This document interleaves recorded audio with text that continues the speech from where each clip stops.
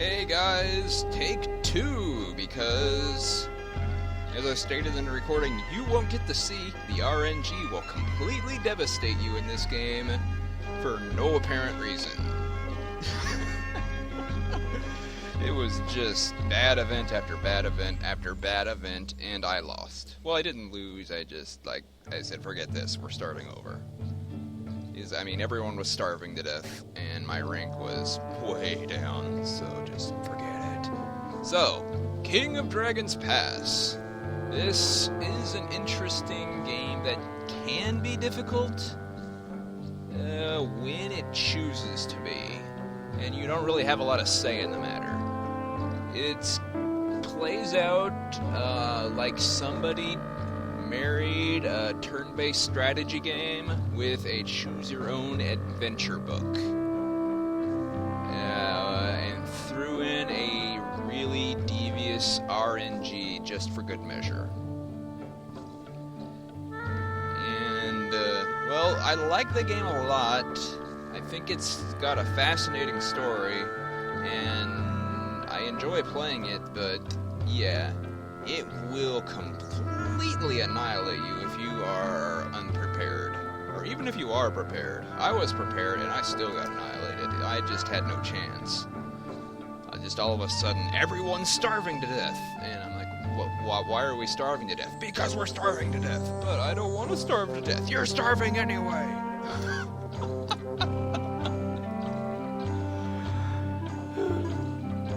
So, let's get started, shall we? This is going to be a lot of reading, again. I think I'm going to split the video after I do all the reading, and just so I don't have to do it again. Sound good? Okay. New game. There was once a time when gods and people walked the earth together. Your clan traces its ancestry back to those times. Your clan history begins when you join the forces of the storm god Orlanth. Back then, Orlanth was simply one of many upstart rebellious gods bent upon conquest of the world. Orlanth's unique contributions at that time were personal honor and close kinship to the other deities who seemed to be on the winning side. After many tribulations and adventures and discoveries, Orlanth proved himself worthy of marrying Ernalda, the Earth Mother. The two of them created the marriage ring and established great harmony in the world through this sacred bonding. Your clan took part in the wedding ceremony. Most clans either whooped with Orlanth or learned the secret from Ernalda. Few clans stood with Ilmal, guard of horses and the sun, as honor guard. I think I'm going to do what I did last time, and I'm going to stand guard with Ilmal. Because I usually go with Ernalda, but I want to do something different with this playthrough. All these choices basically affect your clan's setup at the beginning and how your ancestors view things. And how your ancestors view things is important, because they will come back from the dead and tell you if you are doing things poorly. I'm not kidding, they will. They will mess you up if you do it really bad. So, we protected Orlanth. We were tough.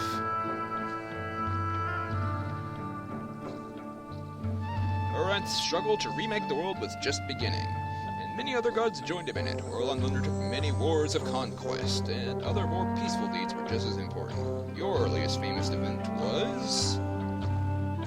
These, I think, affect the bonuses your nobles, which are kind of like your leaders, get. I'm not sure which ones do what, though.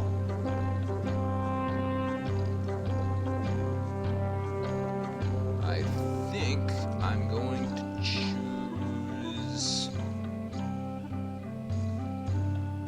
That's kind of a war-oriented one, and that's a hunting-oriented one. I like hunting. Odaya.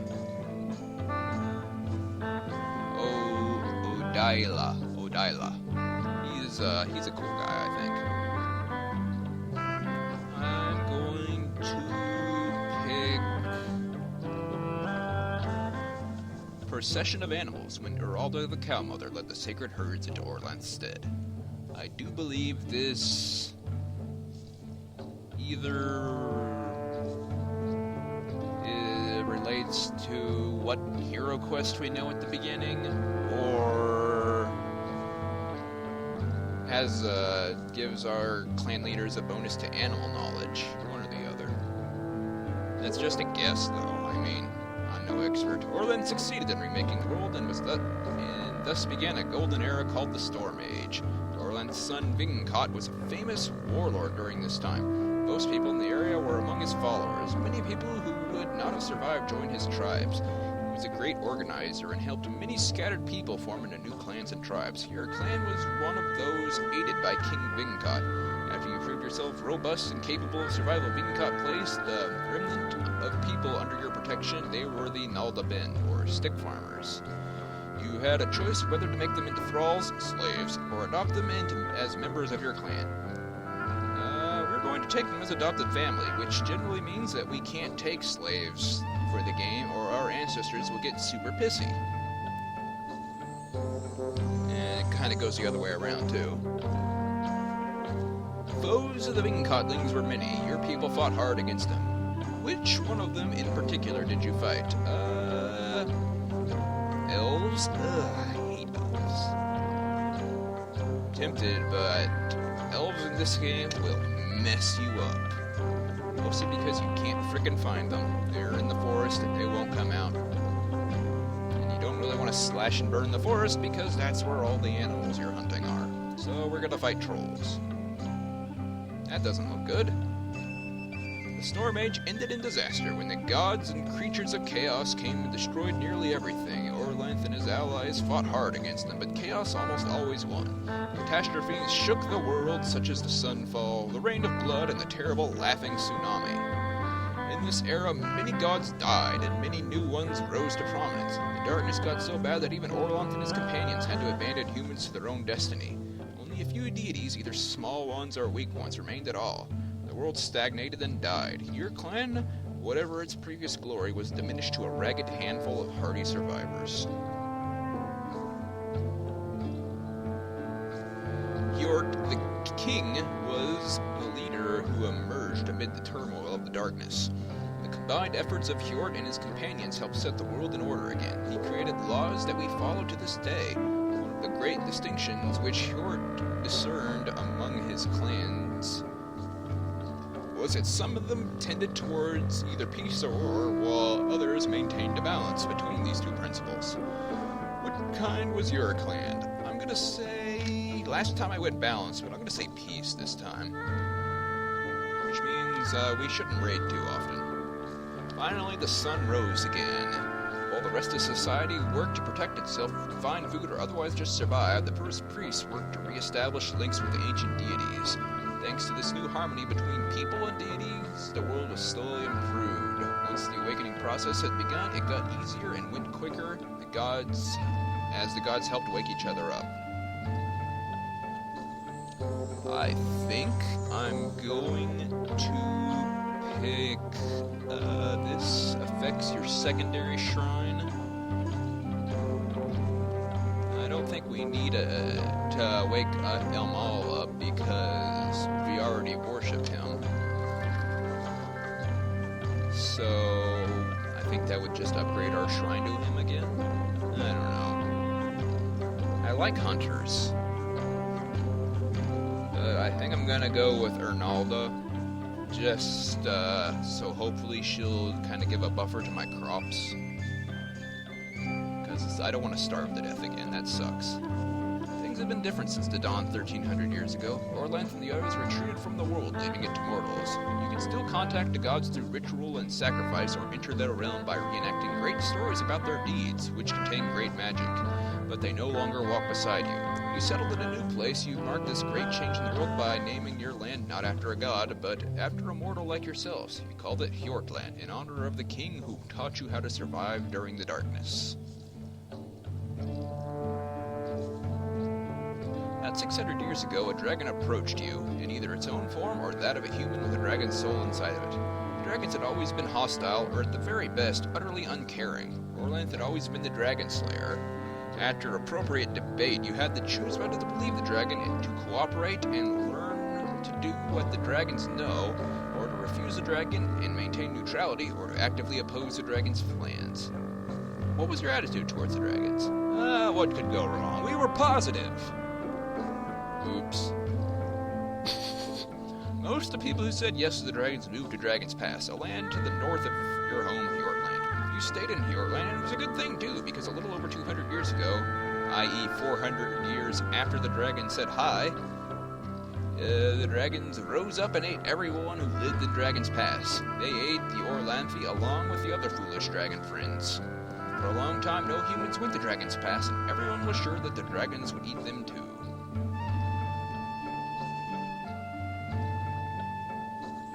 Recent events in Hjortland made you think twice about the abandoned land of Dragon's Pass. A generation ago, a usurper who called himself the Pharaoh came to Hjortland and started the Civil War. Your clan was one which broke into disputes, sometimes violent, about whether to support the Pharaoh or not. In the end, your group of dissidents decided it would be better to risk the dangers of Dragon's Pass than to stay and kill your own kin, which is the greatest sin an Orlanthi can commit.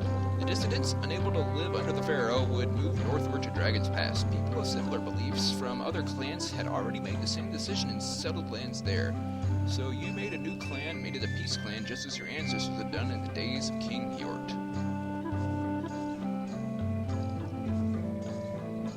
Your new clan made the dangerous trek to Dragon's Pass and selected a place to live.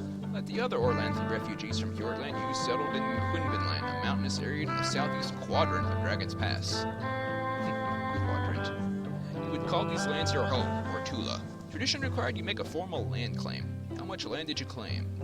So here, smaller offers you less in the way of resources, like less land for your animals, less cropland, less land for your hunters, but it's easier to defend. And the reverse is for the big land. I like the big land, personally, because I like hunters. Your clan history. So I'm going to split the video right here so I don't have to redo all that a third time. So just a second.